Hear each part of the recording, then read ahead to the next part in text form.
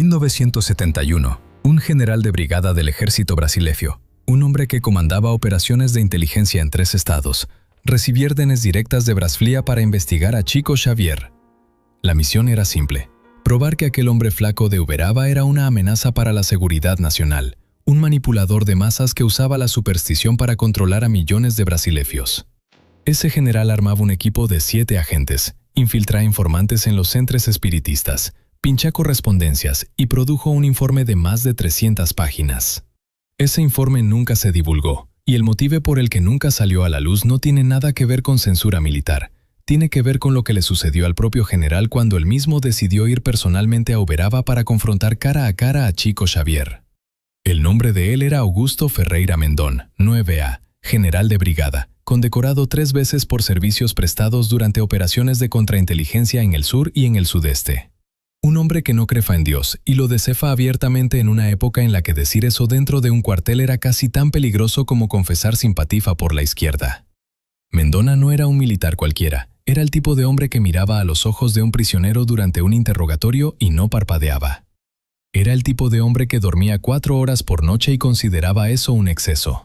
Y cuando el comando en Brasília pasó a sus manos aquel dossier inicial sobre la influencia creciente del espiritismo en Brasil con el nombre de Chico Xavier subrayado en rojo, Mendona no dudó. Él vio allí una misión que combinaba con su naturaleza: destruir una farsa. Pero lo que Mendona no sabía, lo que nadie en aquel alto comando sabía, era que esa investigación iba a destruir certezas que él cargaba desde hace 53 años de vida. Y que el informe final, aquel documento de 300 y tantas páginas que debería haber sido la prueba definitiva contra Chico Xavier, contenía algo tan perturbador que el propio Mendonova, de su pufio y letra, escribió una carta a su superior pidiendo que el documento fuera archivado en secreto permanente, no porque protegiera a Chico, sino porque protegía al ejército de tener que admitir algo que ninguna institución militar del mundo estaría preparada para admitir. Y hay más, porque esta historia no es solo sobre un informe, es sobre lo que sucedió en las 7 semanas en que los agentes de Mendonoa vivieron infiltrados en Uberaba. Es sobre lo que uno de esos agentes escuchó de boca de Chico Xavier una noche de miércoles, a las 11:13 de la noche, dentro de una sala donde solo estaban los dos. Es sobre la carta que ese agente escribió a su esposa al día siguiente. Una carta que solo fue encontrada 41 sapinos después dentro de una caja de zapatos en el fondo de un armario en Curitiba. Es sobre la frase que estaba en esa carta. Una frase de 7 palabras que cuando la escuches vas a entender por qué ese informe jamás podría haber sido publicado. Todo comenzó en febrero de 1971. Brasil vivía el auge del llamado milagro económico, pero detrás de los titulares de crecimiento y de las obras faraónicas, el régimen militar operaba con una paranoia que pocos civiles podían imaginar. El SNI, Servicio Nacional de Informaciones, tenía tentáculos en prácticamente todos los sectores de la sociedad brasileña: sindicatos, universidades, redacciones de periódicos, iglesias. En 1970, un informe interno del SNI identificó algo que llamó la atención del alto comando. El crecimiento del número de centros espiritistas en Brasil se había acelerado de forma que ellos consideraban anómala. En 10 sapinos, el número de centros registrados se había casi triplicado. Y en el epicentro de todo eso, un nombre aparecía con una frecuencia que incomodaba: Francisco Cándido Xavier. Lo que preocupaba a los militares no era la doctrina espiritista en SF, era la influencia. Chico Xavier, en aquel momento, era probablemente el hombre más escuchado de Brasil fuera del gobierno. Sus psicografías circulaban de mane en mane. Sus libros vendeban cientos de miles de ejemplares. Filas enormes se formaban en Uberaba todas las semanas. Gente que venfa de todos los rincones del país. Gente humilde, gente rica, gente desesperada, gente que no encontraba respuestas en ningún lugar e iba hasta aquel hombre flaco de gafas gruesas en busca de algo que ningún general podía ofrecer. Y el régimen no gustaba de influencia que no controlaba. El dossier llegué a esa de Edonca e un soberuardo, sonreitente y cible, solo un sello del comando en Brasilia y la palabra reservado estampada en tinta roja. Dentro había 17 páginas mecanografiadas con anotaciones al margen hechas por al menos 3 personas diferentes. El documento describe a Chico Xavier como, y esa era la expresión exacta, elemento de potencial subversivo e indirecto, cuya influencia sobre capas populares puede ser instrumentalizada por agentes contrarios al régimen. Mendoncia leíseis aquello con la misma mirada frefa con la que le fefa cualquier dossier. Pero una cosa llamáseis su atención sein. En la página 9 avefa una nota al pie escrita a mano, con letra diferente de las anotaciones anteriores, que deslefa simplemente cautela. Otros intentaron ver Archive 1964 MG0087. Mendoncia pidí 6 ese archive. Llevaseis 11 defas en llegar, y cuando llegó era solo una hoja, una mica hoja mecanografiada sin firma, que relataba un intento anterior de investigación sobre Chico Xavier, hecho en 1964, poco después del golpe. Según esa hoja, un oficial subalterno había sido designado para ir a Uberaba a hacer un levantamiento preliminar. Ese oficial se quedó 3 defas en la ciudad. Al cuarto defa pidió traslado inmediato a otra unidad. El motivo alegado eran razones personales. No había más detalles. Mendoza no era hombre de impresionarse con historias vagas. Al contrario, aquello lo irritó. Vio allí incompetencia, debilidad, el tipo de cosa que él despreciaba, y decidió que esta vez serefa diferente. Esta vez la investigación serefa conducida con el rigor que la situación exigía. Él mismo elegirefa a los agentes. Él mismo diseñara el plan, y si fuera necesario, él mismo irefa a Uberaba. El equipo fue montado en marzo de 1971. 7 hombres. Mendoza los eligió 6 personalmente entre los cuadros del Servicio de Inteligencia del Ejército. Ninguno de ellos era espiritista. Ninguno de ellos tenía cualquier simpatía por el espiritismo. 3 eran catósais y píricos practicantes. 2 se declaraban sin religión. 1 era abiertamente ateo, como el propio Mendoza. Y el 7º era un hombre llamado Teniente Rivas, que nunca hablaba sobre lo que crefá o dejaba de creer, y que tenía una característica que lo volvía especialmente útil para ese tipo de operación. Una memoria fotográfica comprobada por pruebas militares. Rivas conseguía reproducir conversaciones enteras, palabra por palabra, horas después de haberlas escuchado. Mendoza lo querefa a Jeff como testigo vivo de todo lo que Chico Xavier dijera. El plan era el siguiente. 2 agentes serefan enviados primero como civiles comunes para frecuentar las sesiones espiritistas en el grupo Esfrita da Pres, el centro donde Chico trabajaba. Ellos se presentarfan como personas en busca de consuelo espiritual. Uno dirifa que había perdido a su madre recientemente, el otro que tenía problemas de salud. Se quedarafan el tiempo que fuera necesario para documentar todo, cómo funcionaban las sesiones, quién participaba, qué tipo de información circulaba, si había algún sistema de recolección previa de datos sobre los visitantes, porque esa era la hipótesis principal de Mendoza. Él estaba convencido de que Chico Xavier operaba una red de informantes que recolectaban datos sobre las personas antes de que ellas llegaran a las sesiones. Una especie de servicio de inteligencia paralelo, solo que disfrazado de mediunidad. Los 2 primeros agentes partieron hacia Uberaba el DFA 22 de marzo de 1971. Se llamaban Capitán Moreira y Sargento Bittencourt. Moreira tenfa 38 afios. Era paulista. Había participado en operaciones en Sao Paulo durante los afios más duros del régimen. Bittencourt era más joven, 29 afios, mineiro de Juiz de Fora y recién trasladado de una unidad en Río Grande do Sul. Los 2 llegaron a Uberaba en auto en un Fusca beige que no llamaba la atención, con documentos civiles falsos y una historia de cobertura simple. Eran primos que ventedan de Ribeirão Preto a visitar parientes y aprovecharan para conocer el trabajo de Chico Xavier, sobre el cual habían ofrecido hablar. Mendoncia esperaba que los primeros informes llegaran en una semana. Llegaron en 3 defas, y lo que estaba en esos informes no era lo que él esperaba. Moreira escribió el primero mecanografiado, 2 páginas, lenguaje seco y militar, como se esperaba. Él describió la llegada al centro espiritista, la fila que se formaba desde la tarde, el calor de Uberaba, la simplicidad del lugar, paredes blancas, bancos de madera, ventiladores ruidosos. Describí 6 con 6 Chico Xavier entre 6 en la sala sin ninguna pompa, sin ningún anuncio, solo un hombre flaco con una camisa social simple y aquellas gafas gruesas que ya eran su marca. Describí como Chico saludaba a las personas una a una con gentileza que Moreira calificó, y aquí la elección de palabra llamó la atención de Mendoza como desconcertante. Desconcertante. Mendoza releyó esa palabra 3 veces. Moreira no era hombre de usar palabras así. Moreira era el tipo de sujeto que escribía. El objetivo se desplazaseis del punto A al punto B a las 14:32. Desconcertante no era vocabulario de él. El informe de Bittencourt fue más corto, 1 página. confirmaba las observaciones de Moreira sobre el ambiente y añadía un detalle. Durante la sesión de psicografía de aquella noche, Chico Xavier había psicografiado una carta dirigida a una señora anciana que lloraba en la primera fila. La carta, según Bittencourt, contenía el nombre completo del marido fallecido de la señora, la fecha de su matrimonio, una referencia a un incidente que involucraba a un perro que había huido de casa en 1953, y una frase final que decía: «Dile a Nenciña que el pie de mango dio fruto este año. Del lado de allá también». Bittencourt añadió una nota al final. No fue posible identificar ningún mecanismo previo de recolección de informaciones sobre la referida señora. Ella llegué a la ciudad en autobús, viniendo de Aracha, sin aviso previo, sin conocer a nadie en la ciudad, además de una sobrina que no frecuenta el centro espiritista.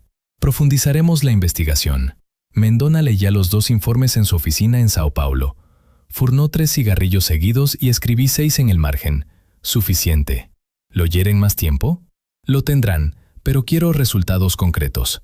Quiero saber cómo él sabe esas cosas. La segunda semana fue más intensa. Moreira y Bittencourt pasaron a frecuentar el centro todas las noches. Se turnaban. Una noche iban los 2, la noche siguiente solo uno, para no llamar la atención. Moreira comenzó a conversar con los voluntarios que ayudaban a Chico. Aquellas personas que organizaban la fila, servían agua, preparaban la sala. Lo hizo con la habilidad de quien sabe extraer información sin parecer que estaba preguntando nada. Y lo que descubrí lo incomodó. Aquellos voluntarios no tenían ningún sistema organizado de recolección de datos. No había fichas, no había formularios. Las personas llegaban, se sentaban y esperaban. Algunas veces Chico se dirigía a alguien específico, otras veces no. No había patrón previsible. Bittencourt, por su parte, intentó un enfoque diferente. En la tercera noche se senté en la fila y, cuando llegué su turno de hablar con Chico, presenté su historia de cobertura. Contó 6 que estaba con problemas de salud y que un amigo le había sugerido que buscara ayuda espiritual. Chico lo miró con aquellos ojos ampliados por las lentes gruesas. Sostuvo sus manos entre las suyas. Las manos de Chico eran finas, secas, calientes, y dijo con una voz tan baja que Bittencourt tuvo que inclinarse para ofrecer: «Hijo Mifo, tu cuerpo está bien. El dolor no está en el cuerpo, está en la conciencia. Tú cargas un peso que no te pertenece y que el Señor no eligió cargar». Bittencourt relató esa frase palabra por palabra y añadió algo que Mendonça encontré extraño. Bittencourt no escribió ningún análisis, ninguna hipéstesis, ninguna explicación posible. Solo la frase, y luego una lefne en blanco, como si hubiera parado de escribir allí y no supiera cómo continuar. Mendonça convocó a los otros agentes. En la cuarta semana se enviaron 3 más a Uberaba, entre ellos el teniente Rivas, con su memoria fotográfica. Rivas tenía instrucciones específicas: participar en al menos 5 sesiones de psicografía y registrar mentalmente cada palabra que Chico pronunciara, cada gesto, cada pausa. Mendonça quería un mapa detallado de lo que sucedía en aquella sala. Quería entender el mecanismo, porque tenía que haber un mecanismo. Para Mendonça, todo en el mundo tenía un mecanismo. Todo podía ser explicado, desmontado, comprendido y, si era necesario, destruido. Rivas llegué a Uberaba el 10 y 19 de abril. La fecha es importante porque en ese mismo 10 y más sucedió algo que nadie en el equipo esperaba y que cambió completamente la dinámica de la investigación. Moreira, que estaba en Uberaba hacía casi un mes, pidió hablar con Mendonça en Rifenemer, emergencia. Mendonça se extrafiséis. La IFNEA segura era para emergencias operacionales, no para informes de rutina. Atendió 6 en el segundo tono. «General», dijo Moreira, y Mendonça notó algo en la voz de él, una hesitación que no era típica de aquel hombre. «Sucedió algo anoche. Necesito relatarlo personalmente, pero no puedo esperar». «Listed necesita saber ahora». Mendonça le mandó que hablara.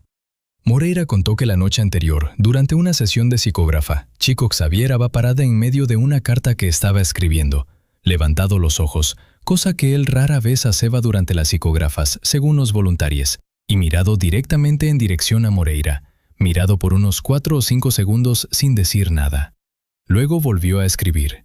Cuando la sesión terminó y las personas comenzaron a salir, Chico llamó a Moreira por el brazo, tocó el codo de él con aquel toque leve que quien conocía a Chico sabía que era característico, y dijo: «¿Usted puede quedarse un momento?».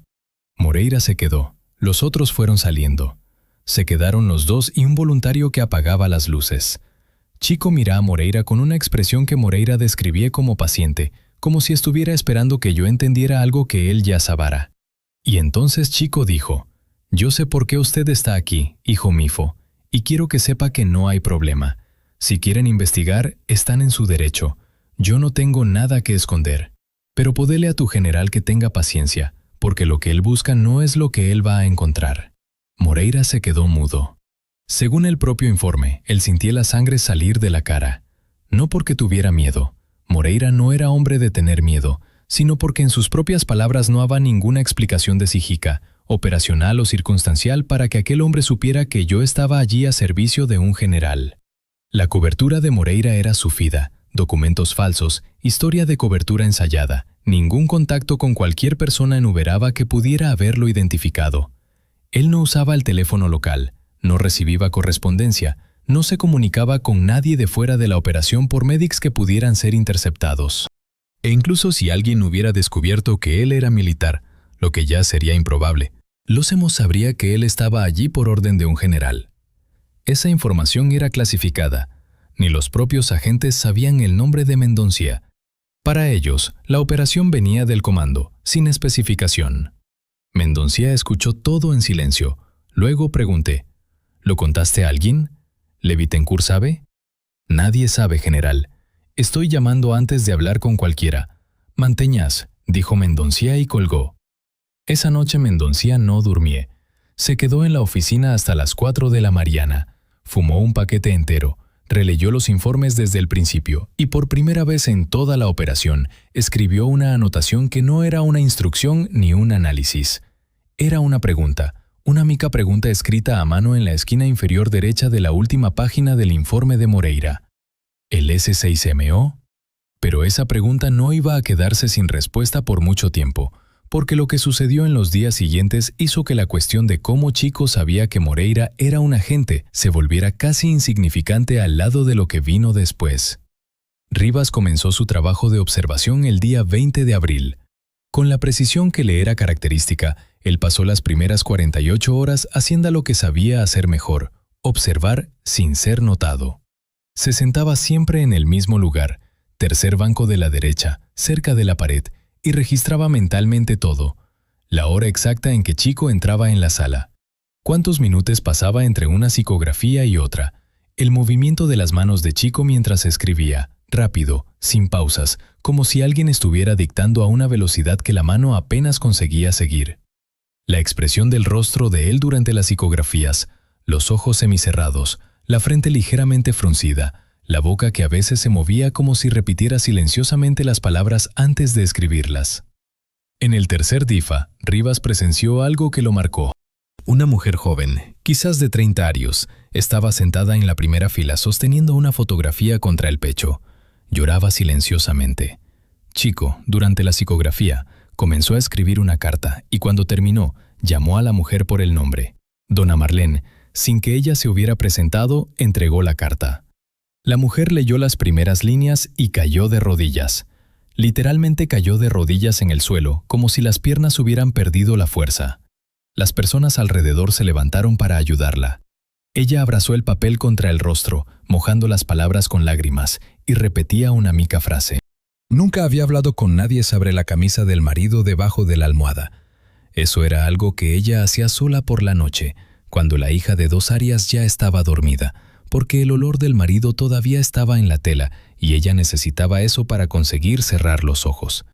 Rivas escuchó todo, volvió al hotel y se sentó en la cama por un largo tiempo antes de escribir cualquier cosa. El informe que le enviséis a Mendón 9 a ese día era /_UILU, punto, coma,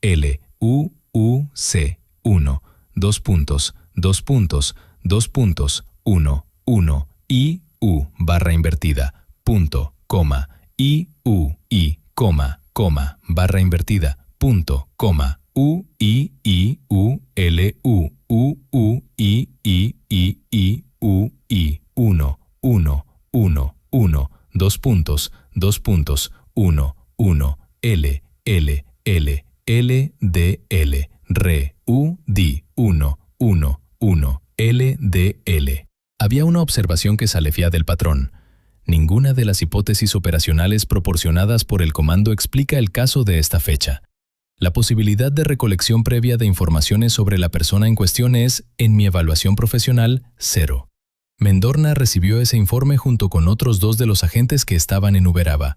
Los 2 informes adicionales describan otras sesiones de psicografía y otros cases similares, nombres que Chico no podría saber, detalles íntimos que no estaban disponibles en ningún registro público, referencias a eventos familiares que solo los involucrados directos conocían, caso tras caso, tras caso, y en ninguno de ellos había la menor evidencia de una red de informantes, de un sistema de recolección, de cualquier mecanismo humano que explicara cómo aquel hombre sabía lo que sabía.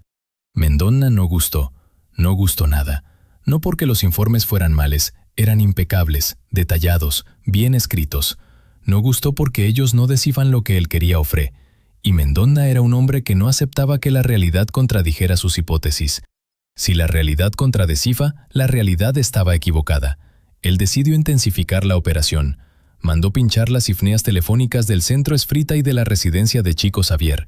Mandó que 2 agentes revisaran la basura del centro. Correspondencias descartadas, anotaciones, cualquier papel que pudiera indicar que informaciones sobre los visitantes eran recolectadas antes de las sesiones.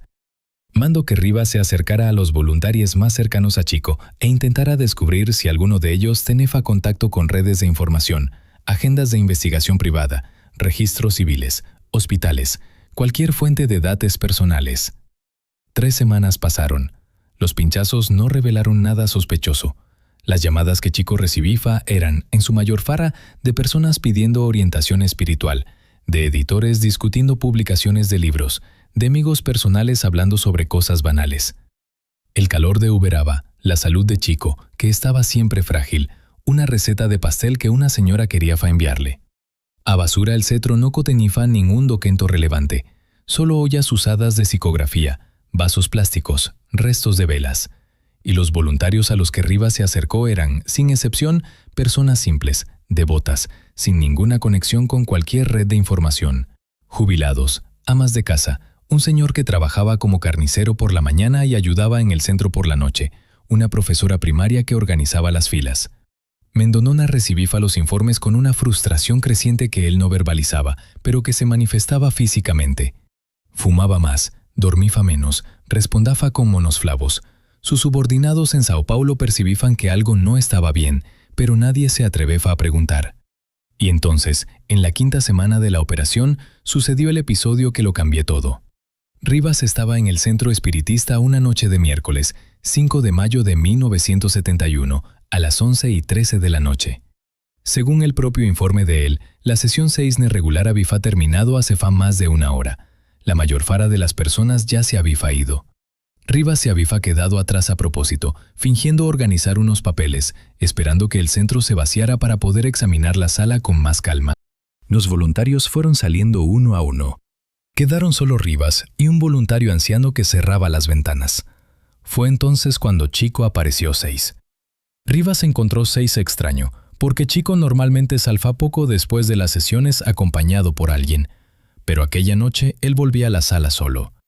Caminó hasta Rivas, con aquel paso lento, arrastrado, que él tenía por causa de los dolores constantes en la espalda, y allí parece, a menos de 1 metro de distancia. El voluntario anciano mira a los 2. Pareció entender que debía salir, y salir por la puerta trasera sin decir nada. Quedaron los 2, Chico y Rivas, en la sala vacía, bajo la luz débil de una lámpara que colgaba del techo. Chico mira a Rivas, con aquella mirada que varias personas describan de la misma manera, como si él estuviera mirando a través de ti, no hacia ti, sino hacia algo que estaba detrás de ti, o dentro de ti, o en algún lugar que tus propios ojos no alcanzaban. Y entonces Chico dijo: Enrique. Rivas no se llamaba Enrique. El nombre de cobertura de él era Carlos Augusto. Su nombre verdadero era Mario Rivas. Nadie en Uberaba sabía el nombre real de él. mucho menos un nombre como Enrique, que no tenía ninguna relación con su identidad civil ni con su identidad operacional. Pero Rivas sintió el suelo desaparecer bajo sus pies, porque Enrique era el nombre de su hermano, el hermano que había muerto a los 9 años en 1949, de fiebre reumática en Londrina, en Paraná. Un hermano sobre el cual Rivas nunca hablaba, nunca con nadie, ni con la esposa. La muerte de Enrique era la herida más profunda y más silenciosa que Rivas cargaba, sepultada bajo décadas de disciplina militar, de informes secos, de una vida entera dedicada a observar el mundo con la precisión frifa de quien cree que todo puede ser medido y catalogado. Chico continuó: Enrique está aquí. Él pide que usted no cargue más ese peso. Él dice que la culpa no fue suya, nunca lo fue. Rivas no respondió, no pudo. La memoria fotográfica de él, aquella capacidad prodigiosa de registrar todo, la de transformar cada instante en dato concreto. Se trabó por primera vez en la vida. Su mecanismo interno de registro falló. Él se quedó parado, mirando a Chico Xavier, y sintió algo que no sentía desde niño, una voluntad incontrolable de llorar. La culpa que Chico mencionó era real. Rivas nunca contó a nadie, nunca escribió en ningún informe, nunca confesó a ningún sacerdote, porque no creía en sacerdotes ni en confesiones. Pero la verdad era que la noche en que Enrique empeoró, en 1949, Rivas, que tenía 11 años, estaba encargado de quedarse con el hermano mientras la madre iba a la farmacia. Y Rivas, con la impaciencia de un niño de 11 años, salió de casa para jugar con los vecinos. Estuvo fuera por menos de 20 minutos. Cuando volvió, Enrique había tenido una convulsión y cafedo de la cama. La madre llegó 15 minutos después con los remedios y encontró a Enrique en el suelo, inconsciente. Él murió 2 días después en el hospital. Nadie nunca culpó a Rivas. La madre nunca supo que él había salido. El médico dijo que la muerte era inevitable, que la fiebre reumática había comprometido el corazón, más allá de cualquier tratamiento. Pero Rivas sabía.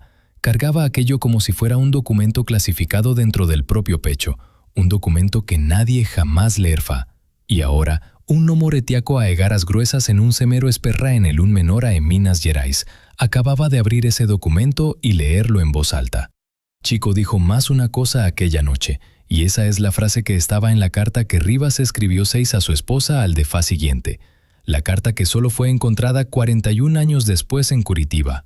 La frase tenía 7 palabras que, según quien leyó la carta, décadas después explicaban todo. Él me llamó por el nombre que nadie sabe.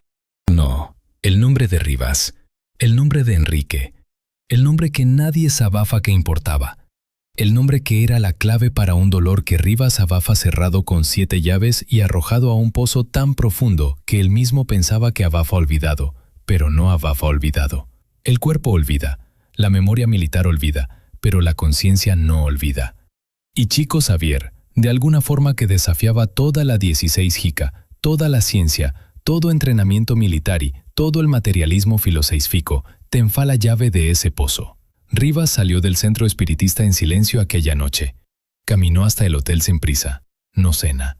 Se senté en la cama del cuarto, un cuarto simple, con olor a moho y un ventilador que azafá demasiado ruido. Y se quedó allí sentado por más de 2 horas. Luego tomó papel y pluma y escribió la carta a su esposa, Dona Teresa, una carta que nunca envió. La dobló, la puso dentro de un sobre, escribió Teresa en el frente y la guardó en el bolsillo interno de la maleta. A la mañana siguiente Rivas hizo su informe a Mendona, pero no relata lo que sucedió. Escribió un informe técnico, describiendo la sesión de psicografafa de aquella noche, los casos observados, las conclusiones operacionales. No mencionó a Enrique, no mencionó la conversación particular con Chico, no menciona nada. Por primera vez en su carrera, el teniente Rivas omitió información de un informe oficial y el sabafa que Mendona descubrirfa. Mendona siempre descubrifa, porque Mendona era el tipo de hombre que le fafa lo que no estaba escrito, que percibifa el espacio entre las ifneas, que sentafa cuando algo faltaba. Cero de la misma forma como un músico siente una nota ausente en una melodafa. Y, prin, y 00000. 0. 2-Y-R-. Cuando leíseis los informes de aquella semana uno al lado del otro, notaseis que el informe de Rivas para el día 5 de mayo era significativamente más corto que los anteriores. Rivas, que normalmente escribía 3 o 4 páginas con detalles milimétricos, había escrito 1 página y media, y el tono era diferente, menos preciso, menos presente, como si él hubiera escrito de memoria algo que no había realmente observado con atención, lo que, para un hombre con memoria fotográfica, era simplemente imposible. Mendoncía llamó a Rivas por la línea segura. «Teniente, su informe del miércoles está incompleto». Silencio del otro lado. Rivas: «Sí, general. Lo que sucedió aquella noche que usted no me está contando». Otro silencio, y entonces Rivas dijo algo que Mendoncía no esperaba. No una disculpa, no una explicación. Rivas dijo: «General, con todo el respeto, yo necesito que usted venga aquí». Mendoncía sintió la sangre subir. «¿Cómo es eso?» «Usted necesita venir a Uberaba. Personalmente no voy a poder explicar por teléfono y no voy a poder poner eso en un informe». Mendoncía se quedó en silencio por casi 1 minuto. Rivas esperé. Luego Mendoncía dijo con una voz que contenía tanto irritación como algo que podría ser curiosidad: «Está bien, voy la semana que viene». Y colgó. Mendoncía viajé a Uberaba el día 14 de mayo de 1971. Viajé solo en auto, lo que era inusual. Normalmente tenía cháfer. Salí 6 de Sao Paulo a las 4 de la mañana, antes del amanecer, y llegué a Uberaba al comienzo de la tarde. El día estaba seco y caluroso, como casi siempre era en aquella ciudad. Mendoncía estacionó frente al hotel que los agentes usaban como base, un hotel modesto en el centro de la ciudad, y encontré a Rivas esperando en el vestíbulo. Rivas estaba diferente. Mendoncía lo notó inmediatamente. No era nada visible para un observador común. Rivas estaba de pie, afeitado, uniforme civil impecable, postura erguida. Pero Mendoncía conoció a aquel hombre hace 8 años y percibió algo en los ojos de él, una quietud que no estaba allí antes. No era serenidad, era más como si algo dentro de él hubiera sido reorganizado, como si los muebles de una casa hubieran sido movidos de lugar durante la noche y él todavía estuviera acostumbrándose a la nueva disposición. Subieron al cuarto. Rivas cerró la puerta con llave y contó todo. Contó sobre Enrique, sobre la noche de 1949 en Londrina, sobre los 20 minutos en que salió 6 de casa, sobre la culpa que cargaba desde hacía 22 afíos, sobre lo que Chico dijo en aquella sala vacía a las 11:13 de la noche, sobre las 7 palabras, sobre la carta que escribió 6 a Teresa y nunca la envió 6. Mendoncía 9 escuchó 6 sin interrumpir. Cuando Rivas terminó, Mendoncía se quedó en silencio por un tiempo que Rivas estimó en cerca de 3 minutos. Luego preguntó: «¿Usted tiene certeza absoluta de que nunca contó eso a nadie?» «A nadie, general, ni a mi mujer». «¿Y no hay ningún registro escrito, ningún documento, ninguna partida que mencione las circunstancias de la muerte de su hermano?» «La partida de defunción 6 dice fiebre reumática, nada más, y el hospital en Londrina fue demolido en 1962. No existe más prontuario, pero no existe más nada». Mendoncía se levantó, caminó hasta la ventana, miró hacia la calle polvorienta allá abajo. Un perro cruzaba la calle despacio, buscando sombra. Un carro pasaba cargado de cajas de naranja. El mundo se gufa normal, pero dentro de aquel cuarto de hotel algo acababa de desplazarse, y Mendoncía lo sentía como si sintiera una fractura en un hueso. «Yo voy a encontrar a ese hombre», dijo Mendoncía, no como una amenaza, como una constatación. Rivas dudó. «General, ¿puedo hablar con franqueza?» «Habla. No vaya con la intención de desenmascarar. Vaya con la intención de entender. Son cosas diferentes». Mendoncía se volvió y miró a Rivas con una expresión que mezclaba incredulidad y algo que podría ser respeto. «¿Desde cuándo usted me dice cómo conducir una operación, teniente?» «No estoy hablando como teniente general. Estoy hablando como un hombre que estuvo en aquella sala». Mendonona no respondió. Salió del cuarto, bajó las escaleras y fue al auto. Condujo hasta la dirección que tenía en los registros de la operación, la casa de Chico Xavier en la Rúa do Sotón. Llegó a las 5:47 de la tarde. La casa era exactamente como los informes describían, simple, modesta, con una puerta de madera que parecía antigua, paredes blancas que necesitaban pintura, un patio pequeño donde se velaba un tendedero con ropa secándose. Mendonona se quedó parado en la acera por un momento, mirando aquella casa. Él habrá invadido oficinas de organizaciones clandestinas, habrá entrado en escondites de guerrilleros, Habrá comandado operaciones en edificios vigilados por centinelas armadas. Pero allí, frente a aquella casa simple en el interior de Minas Gerais, él sintió algo que no sentía desde hacía mucho tiempo. Hesitación. Tocó la puerta. Una mujer anciana abrió, una de las voluntarias que ayudaban a Chico en casa, cuidando de la limpieza y de la comida. Mendonona se presentó como Augusto. Usó solo el primer nombre, sin título ni rango, y dijo que le gustaría hablar con Chico Xavier. La mujer dijo que Chico estaba descansando, que él no se sentía bien aquella tarde, que la presión estaba baja. Mendonona dijo que esperaba. Espera 40 minutos, sentado en una silla de madera en la veranda, mirando hacia la calle. El sol bajaba despacio, como bajaba en Uberaba, tifiendo el cielo de naranja y luego de púrpura. Un gato blanco subió al muro del patio y se quedó mirando a Mendonona con una indiferencia que él encontró casi insultante. Cuando Chico apareció, Mendonona se levantó y la primera cosa que lo sorprendió fue el tamantío del hombre. Chico era más pequeño de lo que él imaginaba, más flaco, más frágil. Mendón 9A, con su 1,85 metros de estatura militar, miréis a aquel hombre y penséis casi involuntariamente que un soplo lo derribará. Chico, extendíseis la mano. Buenas noches. ¿Usted es Augusto? Lo soy. Siéntese, por favor. Disculpe la demora, no ando bien de salud últimamente. Se sentaron en la veranda. La mujer trajo café. ¿El café de Uberaba? Fuerte, oscuro, servido en tacitas pequeñas de porcelana con el borde astillado. Mendona tomó un sorbo y percibí que era el mejor café que había tornado en meses. ¿Qué lo trae por aquí?, pregunté Chico con una simplicidad que desarmaba. Mendona había ensayado mentalmente varias aproximaciones durante el viaje desde Sao Paulo. Había planeado ser directo sin ser agresivo, ser estratégico sin ser obvio. Pero en aquel momento, sentado en aquella veranda con aquel café en la mano, mirando a aquel hombre flaco que lo observaba con ojos en Nentok, Nelmbrel. Yo soy general del ejército. Estoy conduciendo una investigación sobre usted. Chico no demostró sorpresa, no se alteró, solo sonrió, una sonrisa pequeña, casi tefmida, y dijo: «Yo sé, hijo mifo». ¿Usted sabe? Sé, ya hace unas semanas. Sus muchachos son buenas personas, pero están buscando una cosa que no existe. Mendona sintió un impulso casi irresistible de preguntar cómo Chico sabía, pero se contuvo. Preguntó otra cosa.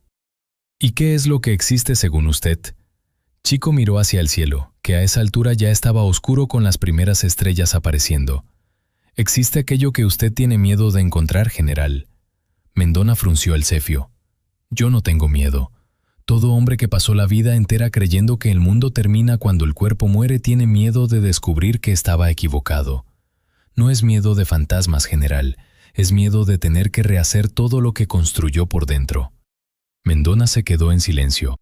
Aquella frase lo golpeó con una precisión quirúrgica, porque era exactamente eso que el CENFA desde que los informes comenzaron a llegar. No miedo de lo sobrenatural, miedo de que su visión del mundo, aquel edificio racionalista que el AFA ha construido ladrillo a lo largo de 53 afios, no fuera lo suficientemente sólido para resistir lo que estaba viendo. Miedo de que los ladrillos estuvieran podridos por dentro. ¿Usted quiere participar de una sesión?, preguntó Chico. Hoy es miércoles, comienza a las 8. Mendoncia miró el reloj. Eran las 7:23. Dudó, luego dijo: «Quiero». Fueron juntos hasta el centro espiritista. Chico caminó despacio, apoyándose levemente en un bastón que parecía más viejo que él. Mendoncia ajustó el paso al ritmo de él, lo que era antinatural para un hombre acostumbrado a marchar. En el camino Chico habló sobre cosas banales, el calor, la falta de lluvia, un pie de guayaba que había florecido fuera de época en el patio del vecino. Mendoncia escuchaba sin responder, porque no sabía qué decir sobre guayabos y no estaba acostumbrado a conversaciones sin objetivo estratégico. Cuando llegaron al centro, la fila ya era larga, más de 100 personas, quizás 150. ILTE, I, U, I, 1, I, D, 1, 1, 1, 1, 1, U, D, L, J, U, T, L, D, L, D, I, F, paréntesis, T, U, T, 1, 1, L, C, T, 1,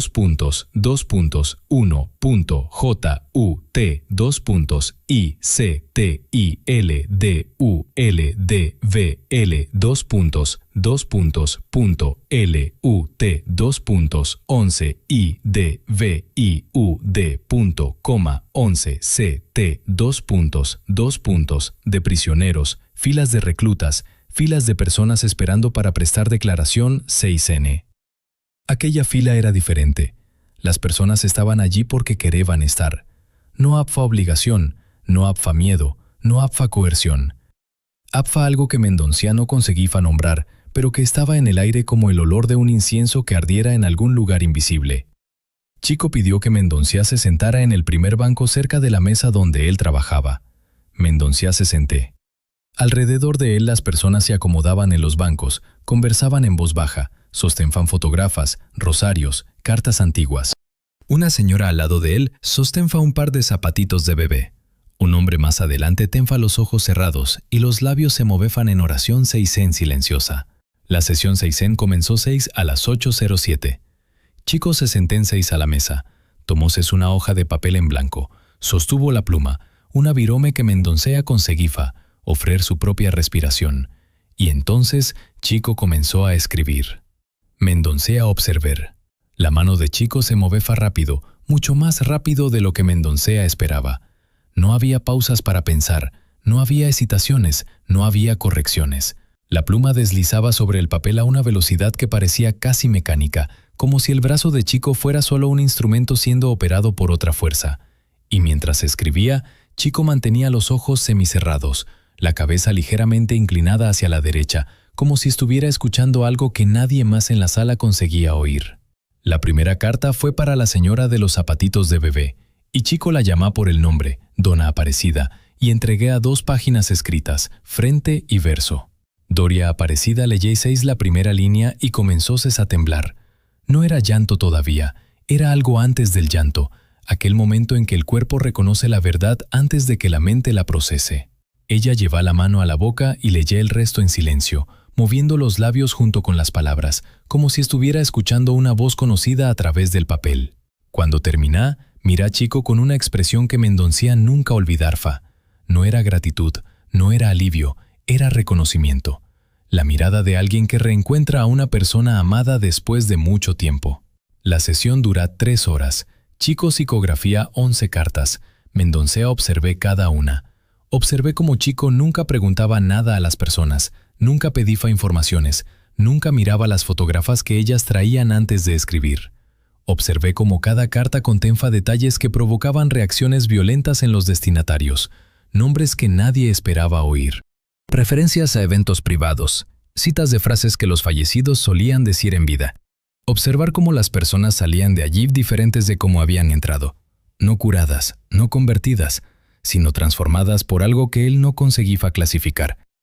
Y durante todo ese tiempo, una parte de la mente de Mendonoma, la parte entrenada, la parte militar, la parte que diseccionaba cada situación en busca de la fraude, del truco, del mecanismo oculto, trabajaba ferozmente. Él buscaba señales, buscaba la mirada de cómplice entre Chico y algún voluntario, buscaba el momento en que alguien pasaba un billete discreto, buscaba la hesitación de quien inventa, el error de quien repite una información memorizada. Buscaba cualquier cosa que confirmara lo que él necesitaba creer, que aquello era una farsa. No encontró de nada. Pero lo que sucedió después de la sesión fue lo que realmente destruyó las defensas de Mendonona. Y él no estaba preparado. Ningún entrenamiento militar del mundo podría haberlo preparado. Cuando la sesión terminó y las personas comenzaron a salir, Chico pidió que Mendonona se quedara. La sala se fue vaciando. Los voluntarios apagaron algunas luces, recogieron los vasos de agua, apilaron las sillas. Chico se quedó sentado a la mesa, pareciendo exhausto, el rostro pálido, los ojos hundidos, la respiración un poco pesada. Mendonona se sentó en la silla frente a él. Chico se quedó en silencio por un largo momento. Luego miró a Mendonona y dijo: «General, ¿y hay alguien aquí que quiere hablar con usted?» Mendonona no respondió. Sintió el cuerpo endurecerse, como si se estuviera preparando para un impacto físico. Chico tomó una hoja de papel, cerró los ojos y comenzó a escribir. Escribía durante cerca de 4 minutos, sin parar, sin levantar la pluma. La mano se movía con aquella misma velocidad aterradora, pero Mendonó notó que la caligrafía era diferente de la que había vista durante la sesión. Más pequeña, más apretada, más angulada, como si fuera otra persona escribiendo. Cuando terminó, Chico abrió los ojos. Estaban mojados. Él miró la carta por un instante, como si estuviera verificando algo, y luego la entregó a Mendonça. Es de su padre, general, el padre de Mendonça, Antonio Ferreira Mendonça, sargento reformado del ejército y muerto en 1958 de enfisema pulmonar, en un hospital en Porto Alegre. Un hombre duro, silencioso, que pasó la vida entera en los cuarteles y murió sin nunca haberle dicho al hijo que lo amaba. Mendonça no iba al túmulo del padre desde hacía 8 años. No hablaba sobre él, no guardaba fotografías. La relación entre los dos había estado marcada por una distancia que comenzase en la infancia y nunca se cerrase. Una distancia hecha de 6 órdenes no explicadas, de expectativas no verbalizadas, de un orgullo que ninguno de los dos sabía expresar. Mendonça sostuvo la carta. Las manos de él, aquellas manos que no temblaban durante interrogatorios, que sostenían armas con firmeza inquebrantable, que firmaban 6 órdenes que decidían destines, temblaron. Él le hizo. La carta comenzaba a: Hijo mío, aquí fes Antonio. Yo sé que usted no cree en estas cosas y yo respeto porque yo también no creía. Pero necesito decir lo que no dije en vida, porque mi boca era demasiado dura y mi orgullo era mayor que mi corazón. Mendonça paró de leer. Levantó los ojos hacia Chico. Chico no lo miraba. Miraba a la mesa con la cabeza baja, como si quisiera darle un momento de privacidad, incluso estando a 2 metros de distancia. Mendonça volvió a leer. Yo sé que usted creció pensando que yo no lo quería, que yo era frío, que nunca estaba satisfecho. Pero la verdad es que yo tenía miedo, Augusto, miedo de que si yo demostraba cariño, usted se volviera débil, miedo de que el mundo lo quebrara si yo no lo endurecía primero. Yo hice mal y solo entendí cuando llegué aquí y vi que la dureza que yo planté en usted se volvió una pared tan alta que ni la luz pasa. Mendonça desinúa una presión en él, pero que no era nosca. Era algo más protunao, como si una compuerta que él ni sabía que existía se hubiera abierto, y toda el agua represada estuviera intentando salir de una vez. La carta continuaba. Usted recuerda aquel domingo en Porto Alegre, cuando usted tenía 12 años, y me pidió 6 para ir juntas a ver los aviones en el campo de aterrizaje. ¿Usted recuerda lo que yo respondá? Mendonça recordaba cada palabra, cada silencio, cada detalle de aquel dofa. Había pedido al padre para ir a ver los aviones. Estaba fascinado por los aviones. A aquella edad quería ser piloto. Y el padre lo había mirado y dicho, no tengo tiempo para tonterferas. Mendonça nunca más pidieron nada al padre ni nunca más. Construyó alrededor de aquella frase un muro que definió toda su vida adulta. Nunca pedir nada a nadie, nunca necesitar de nadie, nunca darle a nadie el poder de decir no. La carta de Cefa. Yo quería haber ido, hijo. Yo quería haber ido a ver los aviones con usted. Y aquí de donde estoy, yo veo aviones todos los días. Y todos los días pienso en el domingo que desperdicié. Perdóname. No necesitas perdonar hoy. No necesitas perdonar mañana. Pero un día, cuando estés listo, perdóname. Mendonça terminó de leer. Doblé la carta. La puso en el bolsillo del saco. Se levantó. Miré a Chico y dijo solo, gracias. Salí del centro espiritista sin mirar atrás. Caminó hasta el auto. Se sentó en el asiento del conductor. Cerró la puerta y allí, dentro de un Opala negro estacionado en una calle oscura de Uberaba, el general Augusto Ferreira Mendonça lloró por primera vez en 41 años. Lloró silenciosamente, como lloran los hombres que pasaron la vida entera siendo ensenfiados que llorar es debilidad. Lloróse sosteniendo el volante con las 2 manos, como si necesitara algo ese 61 oído para no ser llevado lejos. Lloróse por Enrique, que no era de él, pero era de Rivas, y que de alguna forma ahora era de todos ellos. Llorséis por el padre que moríseis sin decir que amaba. Llorséis por seisme mismo, por el hombre que él podría haber sido si alguien lo hubiera llevado a ver los aviones aquel domingo en Porto Alegre. NNRNRLN, IN, NI-RL1 IR.7PR y TIN PR MPHN PN y P7 como una inundación 6N. Se quedó 6 allí por más de una hora. Cuando se recompuso, estaba oscuro. Uberaba dormifa. Mendoncía encendió el auto y volvió al hotel al día siguiente, y sucedió algo que los agentes no esperaban. Mendoncía convocó a todos, Moreira, Bittencourt, Rivas y los otros 3 en el cuarto de hotel, que servía como base de la operación 6N. Eran las 7 de la mañana. Mendoncía estaba afeitado, vestido con ropa civil, de pie junto a la ventana con un café en la mano. Parecía el mismo de siempre, la postura erguida, la mirada cortante, la voz de comando. Pero Rivas percibió que algo había cambiado, de la misma forma como Mendoncía había percibido el cambio en el de Faz antes, algo en los ojos, una quietud nueva, como si una guerra interna hubiera terminado durante la noche y los escombros todavía estuvieran siendo recogidos. «Sefiores», dijo Mendoncía, «la operación continúa, pero con un nuevo objetivo». Los agentes esperaron. El objetivo original era determinar si Francisco Cándido Xavier operaba una red de recolección de informaciones para fraudar sus alegadas psicógrafas.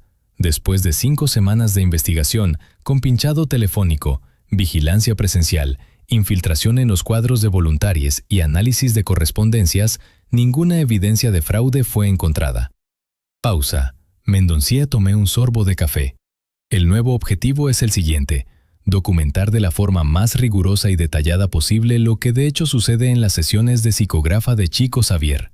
No para probar que es fraude, no para probar que es verdad, sino para registrar los hechos tal como son observados, sin hipótesis previa. Es lo que cualquier investigación sería deber haber hecho desde el principio. Moreira y Bittencourt intercambiaron una mirada. Rivas se quedó inmóvil mirando a Mendoncía con una expresión que podría ser alivio. «La investigación va a durar 2 semanas más», continuó Mendoncía. «Después de eso, cada uno de ustedes va a escribir un informe individual sobre sus observaciones. Esos informes serán compilados en un documento final que yo mismo voy a redactar y enviar al comando». Y fue eso lo que sucedió. En las 2 semanas siguientes, los agentes continuaron frecuentando el centro espírita, continuaron observando, continuaron registrando. Pero la naturaleza de la observación cambia. No estaban más buscando la falla, el error, el truco. Estaban tratando de entender, y lo que vieron en esas 2 semanas finales fue lo que llenó la parte más larga del informe y también la más perturbadora. Rivas documentó un caso que lo marcó especialmente. En la segunda semana de junio, un hombre llegó al centro espiritista viniendo de Goiânia. Se llamaba Su Joaquim, un albafil de 62 afos, con las manos gruesas y llenas de callos, el rostro marcado por el sol, de una vida entera al aire libre. Su Joaquim trajo consigo una fotografía en blanco y negro de un joven, 18 o 19 invertidas, con uniforme militar. Era el hijo Ayrton, que había muerto durante el servicio militar en 1968, en un accidente durante un ejercicio de entrenamiento en una base en Mato Grosso.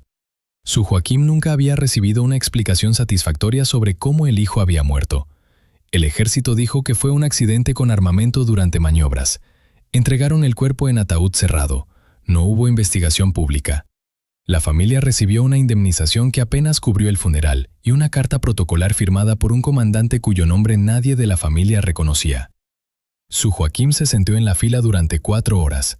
Cuando llegue su turno, Chico miró la fotografía que él sostenía y se quedó en silencio por un momento. Luego dijo: «¿Lo puedo quedarme con la foto un instante?». Su Joaquim la entregó. Chico sostuvo la fotografía con las 2 manos. Cerró los ojos y se quedó así por casi 2 minutos, tiempo que Rivas cronometró mentalmente. Luego puso la foto sobre la mesa, tomó la pluma y comenzó a escribir. La carta que Chico psicografía aquella noche tenía 4 páginas. Rivas, con su memoria, registró buena parte del contenido. La carta era escrita en primera persona, como si Ayrton estuviera hablando. Decía que el padre no necesitaba más cargar la rabia contra el ejército, que el accidente no fue culpa de nadie, que a veces la vida cobra un precio que nadie entiende de este lado, pero que hace puntirlo de Cifa que la madre, dona Eunice, necesitaba parar de encender vela en el cuarto de él todos los días, porque el cuarto necesitaba aire y luz, no fuego. descifra que la hermana menor, Luciña, iba a tener una hija en noviembre y que esa hija iba a llamarse Ayrton, si fuera niño, pero no iba a ser niño, iba a ser niña, y él pedía que la llamaran Aurora, porque del lado de allá el cielo siempre está amaneciendo. Pero había algo más en esa carta, algo que Rivas registró con el corazón acelerado y que en el informe describió con una precisión casi clínica, como si quisiera compensar con exactitud técnica la turbulencia emocional que estaba sintiendo. La carta describía el accidente, no con las palabras vagas y burocráticas del ejército, sino con detalles. Detalles que incluían el nombre del sargento que estaba al comando del ejercicio aquel día, el número del arma que disparó accidentalmente y una frase que Ayrton habría dicho segundos antes del disparo. Una broma sobre el calor de Mato Grosso que hizo reír al colega al lado y desviar la atención. Detalles que ningún documento público contenía. Detalles que, si fueran verdaderos, significaban que la versión oficial del ejército sobre el accidente estaba al menos incompleta. Su Joaquim leyó la carta allí mismo de pie, porque no consiguió esperar para sentarse. Y cuando llegó a la parte que describía el accidente, hizo algo que nadie en la sala esperaba. Él miró a Rivas directamente, como si supiera por algún instinto lo que aquel hombre de apariencia discreta sentado en el tercer banco no era quien decía ser. Miró a Rivas y dijo en voz alta para que todos oyeran: ¿Y ves? ¿Y ves lo que le hicieron a mi muchacho? Está escrito aquí. Es mi hijo hablando. Es mi Ayrton. Él dijo el nombre del sargento. Él dijo todo. Rivas no respondió, pero registró todo. Mendoncia recibió ese informe y se quedó perturbado de una manera diferente de todas las anteriores, porque ahora no era solo una cuestión espiritual o personal, era una cuestión militar. Si aquella carta contenía informaciones verdaderas sobre el accidente de Ayrton, informaciones que el ejército no había divulgado, entonces una de dos cosas era verdad. Cero Chico Xavier tenía acceso a informaciones clasificadas del ejército, lo que en sí era una amenaza para la seguridad nacional. Cero Chico Xavier estaba recibiendo esas informaciones de algún lugar que no existía en los mapas de ningún servicio de inteligencia del mundo. Mendoncia mandó verificar. Discretamente, usando canales internos que solo un general tenía acceso, él solicitó el dossier completo del accidente que involucraba al soldado Ayrton Joaquim da Silva, ocurrido en 1968 en la base militar de Campo Grande, Mato Grosso. El dossier llegó 10 días después, era clasificado como reservado, y el nombre del sargento que estaba al comando del ejercicio aquel día, el nombre que aparecía en la carta psicografiada por Chico Xavier. Era el mismo nombre que constaba en el dossier militar clasificado, letra por letra. Mendoncia releyó el dossier 3 veces, lo comparía con el informe de Rivas, lo comparía con la transcripción parcial de la carta que Rivas había memorizado. Las correspondencias eran exactas. No había margen para coincidencia, no había margen para suposición. Chico Xavier había escrito en aquella sala simple de centro espiritista informaciones que estaban encerradas en un archivo clasificado del ejército brasileño. Y Mendón Nueva sabía que Chico Xavier no tenía ningún contacto con el servicio de inteligencia. Sabía porque había pasado 5 semanas tratando de probar exactamente eso, y había fracasado en encontrar cualquier evidencia de cualquier red de información ligada a Chico. Fue en ese momento que Mendón Nueva comenzó a escribir el informe final, y fue en ese momento que la naturaleza del informe cambió completamente. Lo que debería haber sido un documento acusatorio, una pieza de evidencia para justificar acción contra un elemento subversivo, se transformó en algo que el propio Mendón Nueva no conseguía clasificar. Era, al mismo tiempo, un informe de inteligencia y una confesión, un documento militar y un testimonio personal, un trabajo de investigación y un grito silencioso de un hombre que había visto sus certezas derrumbarse una a una, como paredes golpeadas por un terremoto que nadie más sentía. El informe final tenía 317 páginas. Mendón Nueva a escribir 6 la mayor parte solo, incorporando los informes individuales de los 7 agentes como anexos. La estructura era rigurosa, secciones numeradas, cronología precisa, referencias cruzadas, pero el contenido era dinamita. En la primera sección, Mendón Nueva describía el objetivo original de la operación y los métodos empleados: vigilancia, la infiltración, pinchado, análisis de correspondencias.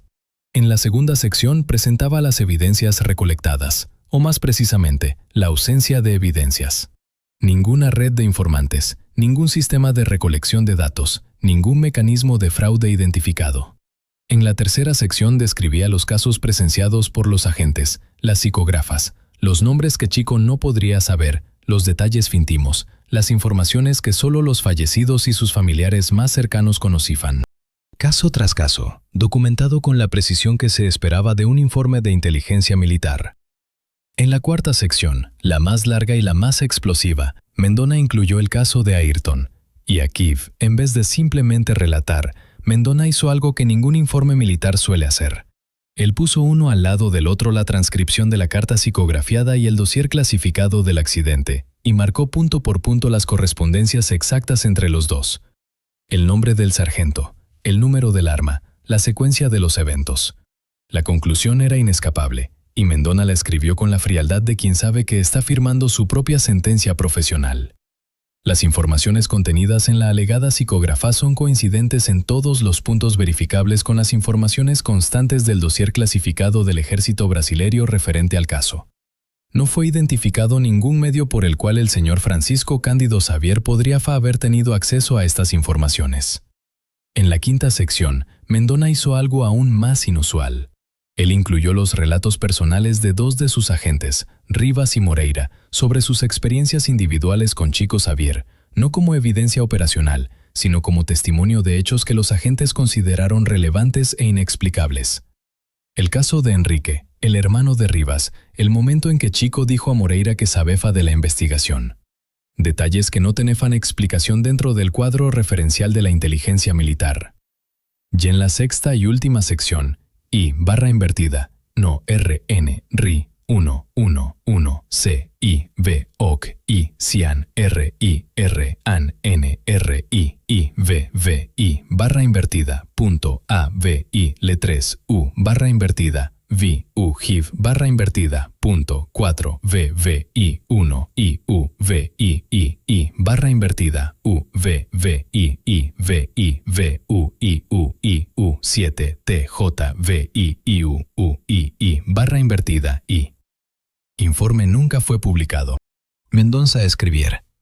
Después de semanas de investigación conducida con los métodos y recursos disponibles al servicio de inteligencia del ejército brasileño, este equipo concluye que no hay evidencia de que el señor Francisco Cándido Xavier practique fraude, manipulación o coerción, o cualquier actividad que pueda ser clasificada como amenaza a la seguridad nacional. El señor Francisco Cándido Xavier vive de forma extremadamente modesta, no cobra por sus servicios, no busca poder político y no manifiesta en ningún momento posiciones de naturaleza subversiva. En cuanto a la naturaleza de las alegadas psicógrafas y de las informaciones en ellas contenidas, este equipo no dispone de cuadro referencial que permita explicar los fenómenos observados. Los hechos documentados en este informe contradicen todas las hipótesis operacionales iniciales y presentan características que exceden la capacidad de análisis disponible en este comando. Y después, en una nota personal que él añadió 6 separada del cuerpo del informe, escrita a mano y dirigida a su superior, Mendonça escribió 6. General, yo envío este informe con la conciencia de que él no contiene las conclusiones que el comando esperaba. Pido que este documento sea archivado en secreto permanente, no para proteger a Francisco Cándido Xavier, que no necesita de protección, sino para proteger la credibilidad de esta institución. Porque si este informe llegara a ser público, él demostrará que el ejército brasileño, con todos sus recursos de inteligencia, investigóse a un hombre durante casi 2 meses y no consiguió explicar lo que él hace. Y yo le garantizo al señor, con mi honor y mi carrera, que lo que él hace es real. Yo lo vi, mis hombres lo vieron, y ninguno de nosotros jamás será el mismo. El informe fue enviado a Brasilia a comienzos de julio de 1971. Mendonça nunca recibió una respuesta formal.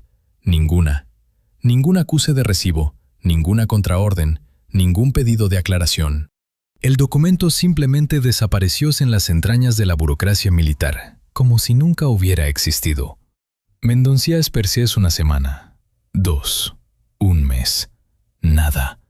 El záfalo que aquel silencio significaba. El comando no iba a procesarlo, eso traería la atención. No iba a castigarlo, porque técnicamente él cumplía la misión, condujo la investigación y presenté conclusiones, aunque no fueran las deseadas, iban simplemente a ignorar, fingir que nada sucedió, archivar el informe en un cajón cerrado, dentro de otro cajón cerrado y dejar que el tiempo hiciera el trabajo de borrar. Y fue eso lo que sucedió. Oficialmente, la investigación sobre Chico Xavier nunca existió. No hay registro de ella en ningún archivo público. No hay mención en ningún documento desclasificado de la dictadura. No hay referencia en ninguna nota de periódico de la época. Simplemente no existe. Pero las consecuencias existieron, silenciosas, profundas e irreversibles. Mendoncía se jubiló del ejército en 1974, 3 años después de la operación. Pidió reforma antes de tiempo, lo que sorprendió a todos los que lo conocían. Era un hombre que todos esperaban ver de uniforme hasta el último día posible. En los años siguientes, vivió discretamente en Sao Paulo, en un apartamento modesto en la zona sur. Nunca habló públicamente sobre la investigación, nunca dio entrevista, nunca escribió memorias, pero personas cercanas notaron cambios. Deja de fumar. Comenzó a leer libros que nunca habría tocado antes, no sobre espiritismo específicamente, sino sobre filosofía, sobre la naturaleza de la conciencia, sobre aquello que queda cuando el cuerpo se va. Y según una vecina que convivices con él en los últimos años, Mendoncía pasó a tener el hábito de sentarse en la veranda del apartamento al atardecer y quedarse mirando hacia el cielo durante largos periodos en silencio, como si esperara aviones. Moreira pidió traslado a una unidad administrativa y nunca más participó de operaciones de campo. Bittencourt dejó el ejército en 1973 y se volvió profesor de historia en Juiz de Fora. 2 de los otros agentes pidieron anonimato y desaparecieron en los registros militares como tantos otros hombres de aquella época. Y Rivas. Rivas volvió a Curitiba con su esposa Teresa y para la vida que había construido allí. Guarda la carta que escribió a ella aquella noche en Uberaba. La carta con las 7 palabras dentro de una caja de zapatos que colocó en el fondo del armario del cuarto. Nunca habló sobre ella, nunca la mencionó. Teresa encontró la caja en 2012, 9 años después de la muerte de Rivas, cuando finalmente tuvo coraje de vaciar el armario de él. Abrió la carta, la leyó y llamó a la hija. «Tu padre guarda esto por 41 años», dijo Teresa por teléfono. «Y yo nunca supe. Él me llamó por el nombre que nadie sabe». Teresa no era espiritista, nunca lo fue, pero guardás la carta nuevamente dentro de la misma caja, en el mismo lugar, y dijo a la hija, «Déjala donde está. Tu padre sabe por qué la guarda allí». Chico Xavier nunca habló públicamente sobre la investigación, nunca mencioné al general, a los agentes, al informe. Si alguien le preguntara, y nadie pregunta porque nadie sabe, él probablemente habría respondido con aquella simplicidad que era su marca. Ellos vinieron como necesitaban venir, y Dios mostró lo que necesitaba ser mostrado. Porque era eso lo que Chico hacía. No convencía, no debatía, no intentaba probar nada. Él simplemente existía de aquella manera que era imposible de ignorar. Aquella manera que transformaba escépticos en testigos, investigadores en confesores, generales en hombres que lloran dentro de autos estacionados en calles oscuras. Y el informe. Aquellas 317 páginas que documentaban con rigor militar cosas que ningún manual militar sabía explicar, continúa en algún lugar, en un caján, en un archive, en una caja, quizás en un sótano del Ministerio de Defensa, quizás en una estanteferda polvorienta en Brasília, quizás al lado de otros documentos que también dicen verdades que nadie quiso ofrecer. Mendonueva murió en 1996, a los 78 años. En el velorio, según una de las pocas personas presentes, había un sobre el ataúd. Nadie lo abrió, nadie sabe qué tenía dentro, pero la persona que lo colocó allí, un hombre anciano que nadie reconoció y que salió sin hablar con nadie, tenía, según quien lo vio, las manos finas, la postura curvada y gafas gruesas. Chico Xavier ya estaba con casi 86 años en 1996. Apenas salía de casa, casi no vefa. Pero hay quien diga que ciertos compromisos no dependen del cuerpo, dependen de otra cosa. De una cosa que Mendonueva pasó la vida entera diciendo que no existía y que al final probaba ser la única cosa que realmente importaba. Porque existe algo que ningún informe consigue contener, algo que ningún archive consigue guardar, algo que ninguna orden militar consigue clasificar. Y ese algo no necesita de prueba, no necesita de autorización 6, no necesita que ningún general firme abajo. Él simplemente existe, como existía en aquella sala a las 11:13 de la noche, cuando un hombre que guardaba un dolor de 22 años escuchó el nombre que nadie sabía, como existía en aquel saco, en el bolsillo donde una carta doblada hablaba de aviones y domingos perdidos, como existía en aquella fila de más de 100 personas en Uberaba, donde la fe no necesitaba de explicación 6, porque la fe no es explicación 6, es experiencia. Es lo que queda cuando todo lo demás ya fue investigado, pinchado, verificado, cuestionado y descartado. Y cuando todo eso falla, cuando toda la inteligencia del mundo no consigue explicar, queda una cosa simple, una cosa que Chico Xavier sabía y que Mendorna descubrir de la peor manera posible. Sentado en un auto oscuro solo, llorando como no lloraba desde niño. El amor no muere. Él cambia de dirección, pero no muere. Y ningún informe militar va a cambiar eso. Suscríbete si admiras el legado de Chico Xavier. Y antes de ir, necesito contarte una cosa. Porque esta historia del general Mendonga, por más intensa que sea, no es la única vez que el mundo oficial intente poner a Chico Xavier contra la pared.